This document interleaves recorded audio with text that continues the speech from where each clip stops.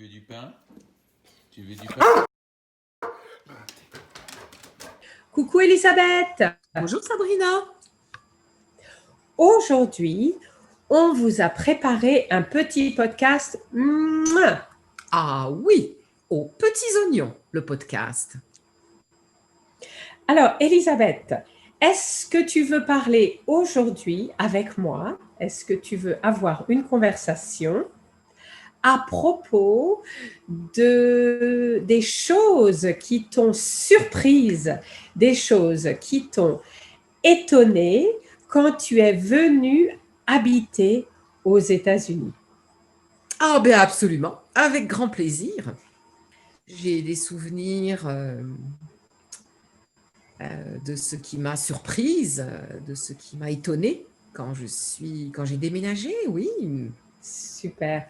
Alors, pour nos auditeurs, il faut leur dire que tout ce dont nous allons parler est complètement subjectif et n'engage que nous, n'est-ce pas, Elisabeth? Ah absolument, absolument. Toute ressemblance avec des personnages réels ne serait que purement fortuite.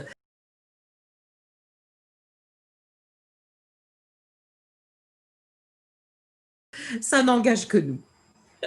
Donc, c'est basé sur nos observations et c'est donc naturellement biaisé.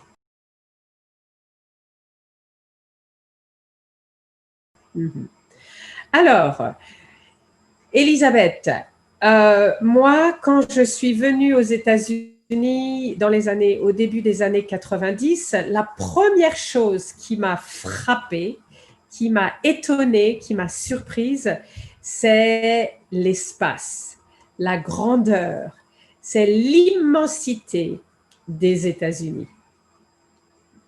Oui, oui, oui, je suis complètement d'accord avec toi. Enfin, je veux dire, j'ai ressenti la même chose que toi. La largeur des rues, euh, la largeur des voitures aussi. Tout est plus grand. La largeur des réfrigérateurs. Exactement. Il y a de la place aux États-Unis. Alors, on fait grand.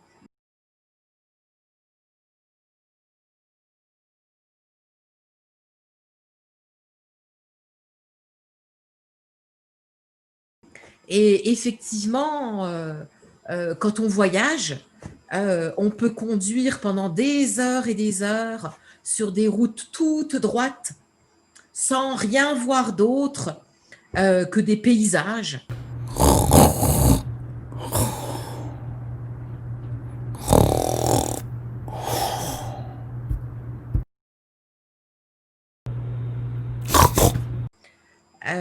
Qui peuvent être tous plus fantastiques les uns que les autres. Ça peut être aussi bien les grandes plaines que des déserts, des rochers. Mais effectivement, oui, la taille du pays et la taille de tout ce qu'on... de tous les objets, les artefacts qui vont avec. Tout est grand.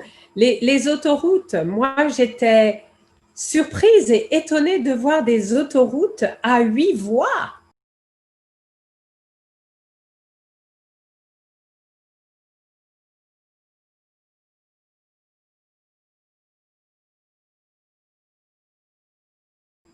Huit lignes pour les voitures. C'est incroyable. Avec souvent à gauche, la ligne, comment est-ce qu'on appelle ça pour quand on voyage avec d'autres Le personnes. covoiturage.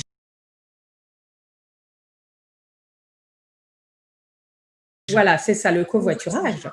Oui, ce n'est pas dans tous les États, mais dans certains États, il y a cette voie à gauche, mais des autoroutes immenses. Et comme tu dis, on peut voyager pendant des heures.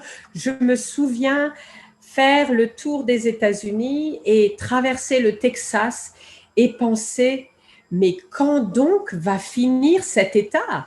Des heures et des heures Et le Texas, c'est très plat. Il y a des endroits qui sont très plats. Il y a aussi d'autres endroits qui ne sont pas plats. Mais pensez, mais ça ne finit jamais. Ça ne finit jamais. Oui, donc cette immensité, cet espace, ces grandeurs. Et même, Elisabeth, une chose qui m'a surprise et étonnée, c'était que j'ai trouvé finalement beaucoup de chaussures pour moi, pour ma taille. Parce que pour une Française, je suis plutôt grande et pour une Américaine, je suis plutôt petite ou normale. Et en France, c'était difficile de trouver des chaussures à ma taille. Et ici, aux États-Unis, il y a beaucoup de chaussures pour moi. Oh, ben c'est fantastique, c'est le paradis de la chaussure. Je suis bien contente. Ben, puisqu'on parle des tailles euh, et des tailles de chaussures, c'est vrai que ce que j'ai beaucoup apprécié, c'est qu'il y a des demi-pointures.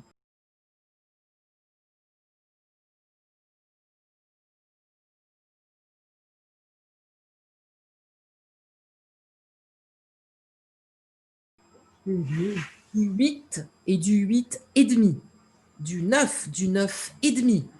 Et moi qui ai une taille tout à fait standard pour la France, il n'empêche que les demi-pointures me conviennent très bien. Oui, et il y Ouais. a aussi des chaussures qui sont plus larges, qui sont plus larges. Non seulement il y a des demi-pointures, mais il y a des chaussures standards et il y a des chaussures qui sont plus larges pour des pieds comme moi qui sont longs et larges. Alors j'étais bien contente, j'étais très contente de trouver chaussures à mon pied. Tu as trouvé chaussures à ton pied. Ça, Ouais, c'est excellent, Sabrina. Oui,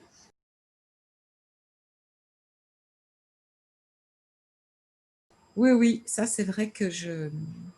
c'est quelque chose. Quand on va dans les magasins, il y a beaucoup. Alors ça, c'est autre chose. Donc, il y a la taille, la grandeur, l'espace, et il y a aussi la variété de choses. C'est incroyable.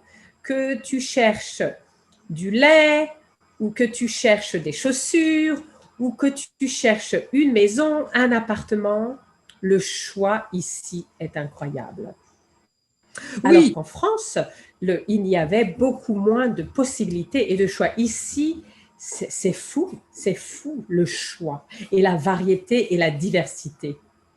oui. Alors, pour le lait, je suis d'accord avec toi. Il y a des rayons entiers de lait. En revanche, pour les yaourts, la France est beaucoup plus diversifiée. Il y a Oui, beaucoup plus de rayons de yaourts oui, qu'il n'y en a aux États-Unis. oui, ça c'est bien vrai, Elisabeth. Et moi qui adore les yaourts en France, j'étais très gâtée. Et c'est vrai que au début, j'étais assez frustrée de ne pas trouver mes yaourts ici ou les petits Suisses. Les petits Suisses. Est-ce que tu mangeais des petits Suisses?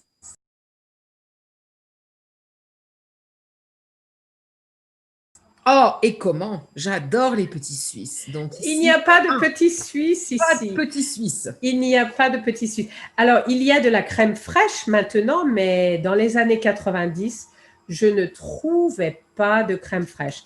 Alors, on parle de nourriture. La gastronomie, c'est aussi quelque chose qui m'a beaucoup étonnée et surprise. Ou quand je dis la gastronomie, je devrais dire le manque de gastronomie. Mais bien entendu, les choses ont évolué aux États-Unis et maintenant, on mange très, très bien. Mais quand je suis venue aux États-Unis dans les années 90, j'étais étonnée et surprise de voir que les fruits n'avaient pas beaucoup de goût, les légumes et encore une fois, la nourriture n'était pas fantastique comparée à notre gastronomie française. Est-ce que tu as eu cette expérience, Elisabeth? Ben, quand je suis arrivée, j'ai dû m'adapter à ce qu'on trouvait dans les magasins. Et effectivement, et dans les restaurants aussi. euh, mais je pense que je n'ai pas eu la même expérience que toi. Et euh, c'était plutôt la différence. Euh, la cuisine, j'ai découvert qu'il y a tout un art de la cuisine du sud-ouest, Mhm, sud-ouest américain, évidemment, hein, qui inclut aussi la cuisine mexicaine, mhm. que je n'ai pas appréciée tout de suite, parce qu'elle est très épicée, cette cuisine. Et je ne suis pas une fan de la cuisine épicée, mais j'ai appris à l'apprécier de plus en plus. Mhm. Oui, c'est vrai. Et comme je disais, ça, les choses ont beaucoup évolué maintenant. On trouve beaucoup de choses aux États-Unis. Il y a de la variété et si on veut trouver des bons fruits, c'est plus accessible. Mais au début, quand je suis venue ici, pour moi, les fruits n'avaient pas de goût. Les fruits en France avaient beaucoup de goût et ici, je les trouvais fades et pas très, très bons. Mais les choses ont évolué, je pense, pour quand on parle de la gastronomie. Et il y a ici beaucoup de cuisine, comme tu dis, venant de, du sud-ouest, beaucoup de différentes cuisines ici. Vu le melting pot,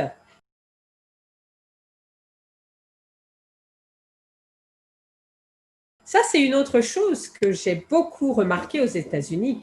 Alors, c'est vrai, on parle d'un melting pot et ce melting pot existe. Il y a vraiment beaucoup de gens qui viennent de pays différents, de cultures différentes et forcément, ces cultures se côtoient,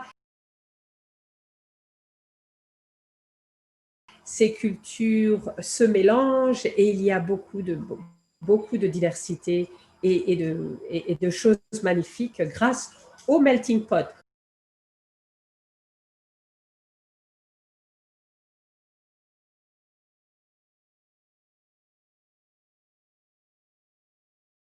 Oui, oui, Sabrina, effectivement, c'est une réalité que j'ai observée quand je voyageais, quand j'ai visité New York, San Francisco, de grandes villes. Là où j'habite et là où j'habitais en France, c'est moins visible parce que ce sont de petites villes, mais je suis complètement d'accord avec toi. euh, les ethnies différentes habitent ensemble. Et ça, c'est quelque chose de très américain, dû au melting pot, quoi. Et c'est quelque chose que j'ai beaucoup remarqué ici et qui est moins, qui existe moins, si tu veux, je pense, en France.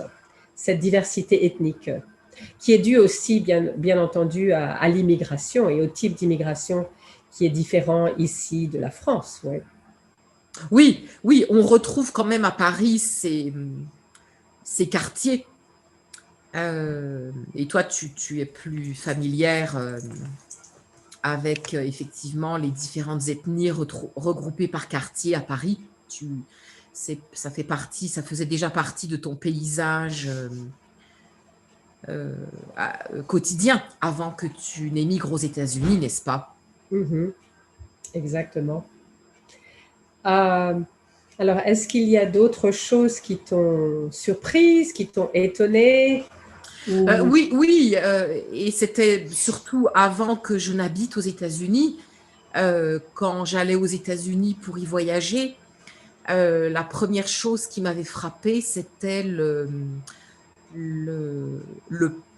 peu d'utilisation ou le peu de diversité des transports en commun.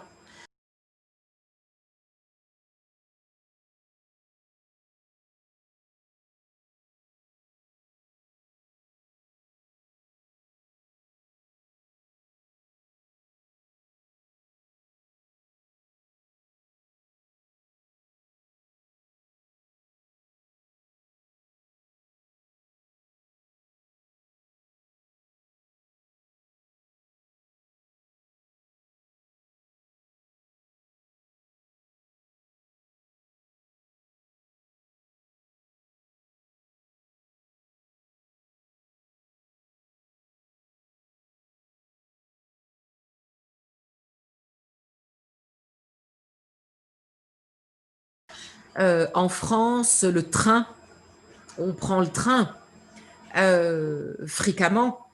Ça fait partie de notre vie quotidienne. Enfin, quotidienne, pas forcément quotidienne, mais ça fait partie du paysage quotidien. Alors qu'aux États-Unis, c'est l'avion. Le train ne fait pas beaucoup partie des moyens de transport. Le bus non plus. C'est le véhicule personnel. Sans une voiture personnelle, c'est difficile de voyager aux États-Unis. Donc, c'est difficile de se déplacer. Donc, c'est quelque chose qui m'avait beaucoup choquée et qui ne m'avait pas plu. Je n'avais pas aimé le fait que les Américains soient autant attachés à leur véhicule personnel. Et je dois dire que maintenant, je le suis moi-même. Je ne me verrai pas sans ma voiture. Ah, la voiture est une nécessité aux États-Unis. On ne peut pas. C'est très difficile, à moins d'habiter dans une ville. Et même quand on habite dans une ville, pour faire ses courses, pour aller dans les grands magasins, il faut une voiture. Oui, moi aussi, j'ai été beaucoup choquée et frappée de voir à quel point la voiture, l'automobile avait une place primordiale dans la vie des Américains. Et j'étais aussi frappée et choquée de voir que, par exemple, dans une famille de 4 ou 5 personnes, avec le papa, la maman et les 3 enfants, il y a quelquefois 5 voitures pour une famille de 5 ou 4 voitures pour une famille de 4. Et je pensais, mais c'est complètement fou et le niveau de pollution que cela peut créer. Oui, moi aussi, j'ai été beaucoup choquée. Et évidemment, venant de Paris, où le métro est tellement important et on peut se déplacer partout en métro, c'est rapide, c'est efficace, c'est abordable. Et ici, sans voiture, on ne peut rien faire.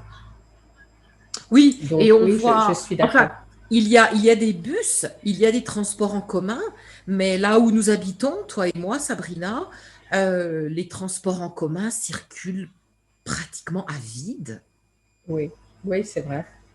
On voit les autobus qui sont presque vides souvent. Et ouais, ce n'est pas dans la culture américaine. Les transports en commun, malheureusement,